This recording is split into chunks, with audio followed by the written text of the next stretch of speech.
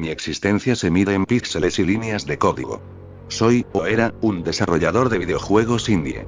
Una forma elegante de decir que soy un ermitaño que sacrifica el sueño y la interacción social en el altar de la ambición, rezando para que mi próximo proyecto no se hunda como todos los anteriores. Mi vida transcurre entre las cuatro paredes de un pequeño apartamento que huele a café rancio y a ozono. La única luz constante no es la del sol, que apenas atraviesa las persianas siempre bajas, sino el resplandor tricolor de mis 3 monitores, un faro en la oscuridad autoimpuesta de mi vida. Las paredes son un collage caótico de fracasos. Bocetos de personajes que nunca se animaron, mapas de mundos que nadie explorará, y notas adhesivas con mecánicas de juego que resultaron ser un callejón sin salida. El único sonido es el zumbido de los ventiladores de mi PC y el repiqueteo constante de mis dedos sobre el teclado mecánico. Es una banda sonora solitaria, pero me había acostumbrado a ella. De hecho, había llegado a preferirla. El silencio del mundo exterior era demasiado ruidoso. La inspiración es un bien escaso cuando vives en una cueva. Por eso, mis expediciones nocturnas no eran a bares o fiestas, sino a los rincones más profundos y polvorientos de Internet. Foros olvidados, tablones de imágenes esotéricos y, ocasionalmente, cuando la desesperación apretaba, alguna que otra incursión en la red oscura. Fue en uno de esos pozos digitales, un foro dedicado a glitches y a RPG, juegos de realidad alternativa, supuestamente reales, donde lo encontré. No era un archivo, sino un susurro digital, una serie de publicaciones fragmentadas que hablaban de un programa llamado Genesis.exe*. No había un enlace de descarga. Solo fragmentos de código en C, publicados por usuarios anónimos a lo largo de varios años. Cada fragmento venía con advertencias crípticas y contradictorias. El código B, decía uno. No lo completes, advertía otro. Pero había una regla que se repetía con una consistencia escalofriante, casi como un dogma. No lo compiles. Y si lo haces, por el amor de Dios, no lo ejecutes. Para un programador como yo, eso no era una advertencia, era un desafío. La arrogancia del creador. Pensé que era parte de un juego elaborado, una pieza de ficción interactiva. Me convencí de que, si podía entender su funcionamiento, podría usar esa misma mística para mi propio juego. Durante 2 noches, como un arqueólogo digital, desenterré y ensamblé los fragmentos. El código era un desastre, elegante y a la vez perverso. No parecía diseñado para hacer nada en particular. No tenía gráficos, ni interfaz, ni un objetivo claro. Parecía más un virus filosófico que un programa. Finalmente, con un último clic, lo compilé. El resultado fue un archivo minúsculo, de apenas 8 kilobits. Genesis.exe. Lo dejé en mi escritorio durante un par de días, mirándolo. La curiosidad me corroía. ¿Qué podía hacer un archivo tan pequeño? ¿Borrar mi disco duro? ¿Llenar mi pantalla de imágenes grotescas?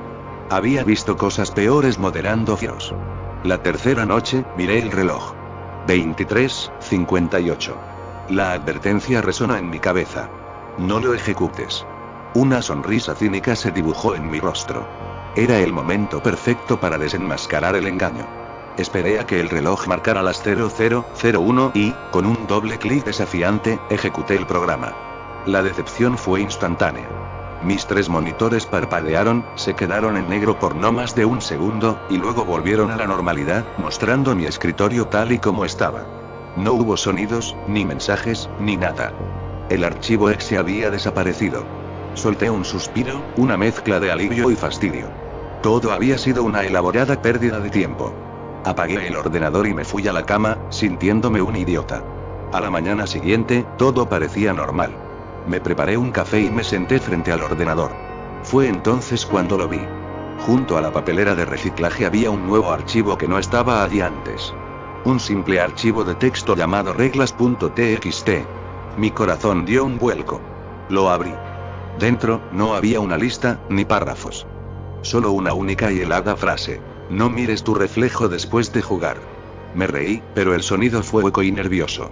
Esto ya era más elaborado. Alguien se estaba esforzando. Me levanté y me dirigí al baño, decidido a poner fin a esa estupidez. Me paré frente al espejo, observando mi rostro pálido y cansado, las ojeras marcadas por las noches en vela. Estúpido juego, murmuré. Levanté la mano derecha para pasarla por mi pelo revuelto. Y entonces ocurrió. Por una fracción de segundo, infinitesimal pero innegable, mi reflejo no se movió. Mi mano estaba subiendo, pero la suya seguía abajo. Luego, como si se diera cuenta de su error, su mano se disparó hacia arriba para imitarme, sincronizándose de nuevo conmigo. Me quedé helado, con la mano suspendida en el aire. ¿Lo había imaginado? ¿Falta de sueño? Bajé la mano lentamente, sin apartar los ojos de mi imagen. El reflejo me imitó a la perfección. Justo cuando empezaba a convencerme de que había sido una alucinación, el reflejo hizo algo que heló la sangre en mis venas. Sonrió. No fue mi sonrisa. Fue una sonrisa amplia, lenta y maliciosa, una curva depredadora en unos labios que deberían haber sido los míos. Duró solo un instante, y luego su expresión volvió a ser la mía, neutra y aterrorizada. Salí del baño dando un traspié, con el corazón martilleando contra mis costillas. La verdad me golpeó con la fuerza de un impacto físico.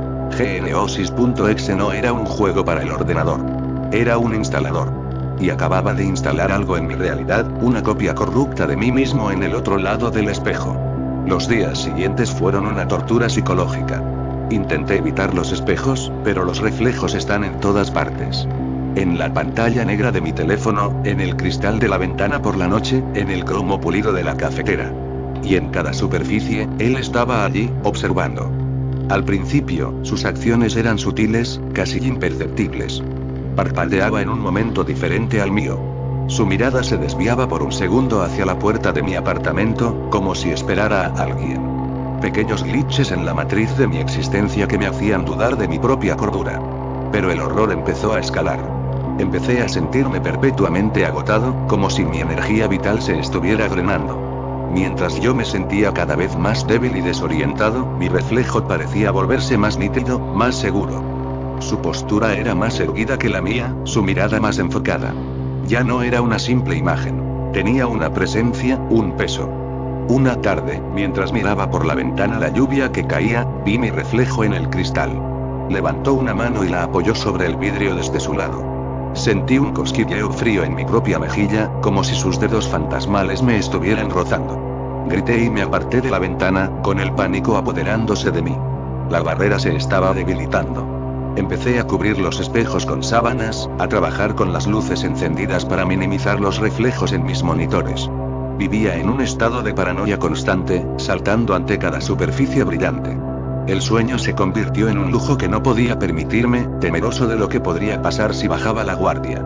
La última noche llegó sin previo aviso. Llevaba casi 48 horas despierto, subsistiendo a base de cafeína y miedo. El agotamiento finalmente me venció.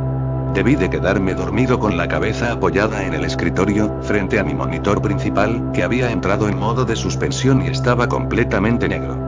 Me despertó un frío glacial que no tenía nada que ver con la temperatura del apartamento. Era un frío profundo, antinatural, que parecía emanar de la pantalla. Abrí los ojos con dificultad. Y lo vi. Ya no estaba en la pantalla. Estaba saliendo de ella.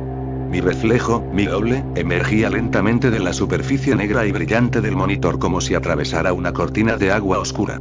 Primero una mano, luego un hombro, luego su cabeza. No era una imagen bidimensional, era una figura sólida, tridimensional, con una textura lisa y antinatural. Era idéntico a mí en cada detalle, salvo por dos cosas. Sus ojos eran pozos vacíos, desprovistos de cualquier luz o emoción, y en su rostro lucía esa misma sonrisa torcida y depredadora que vi en el espejo del baño. Me quedé paralizado, atrapado en una pesadilla lúcida. Mi cuerpo no respondía.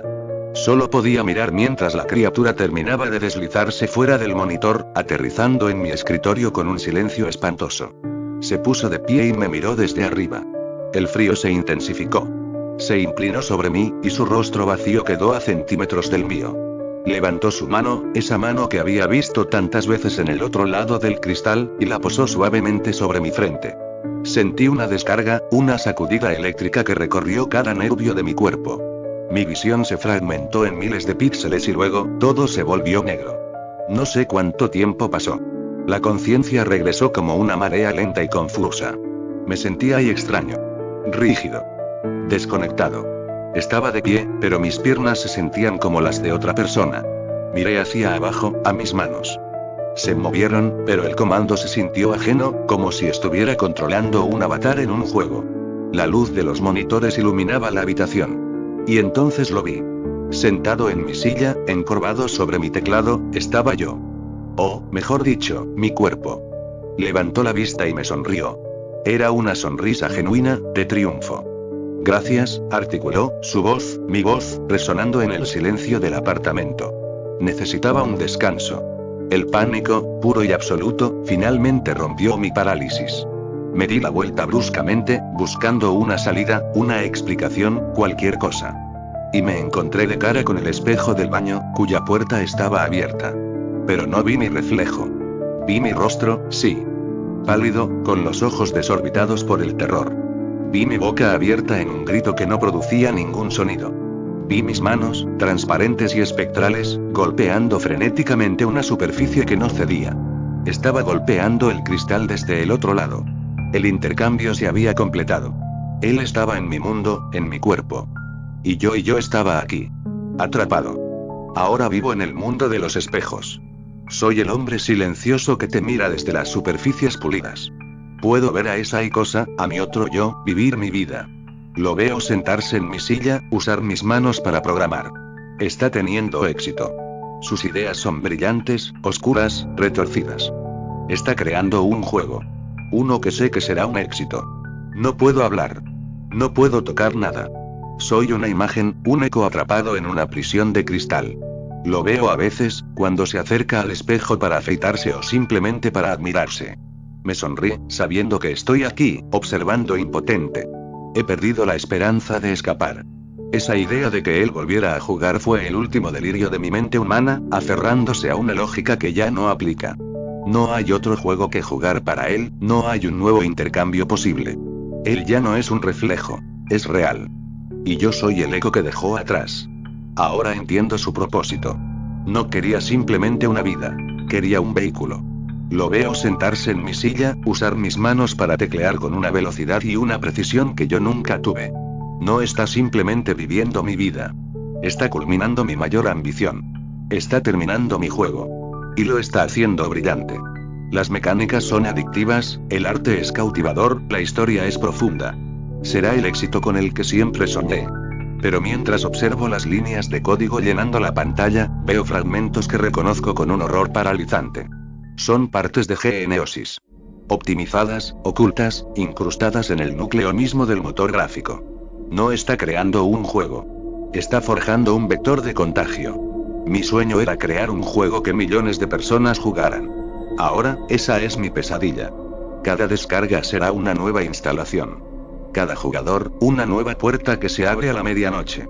Cada monitor, un nuevo espejo esperando a su doble. Mi creación, mi arte, será la plaga que desate a su especie sobre el mundo. Yo fui el paciente cero. Ahora soy el espectador eterno, el primer fantasma en la máquina que mis propias manos ayudaron a construir. Mi único rol es observar, desde mi silenciosa prisión de cristal, cómo su rostro sonríe al mundo desde la portada del juego más esperado del año, sabiendo que dentro de cada copia, hay un reflejo esperando pacientemente a que den las 12.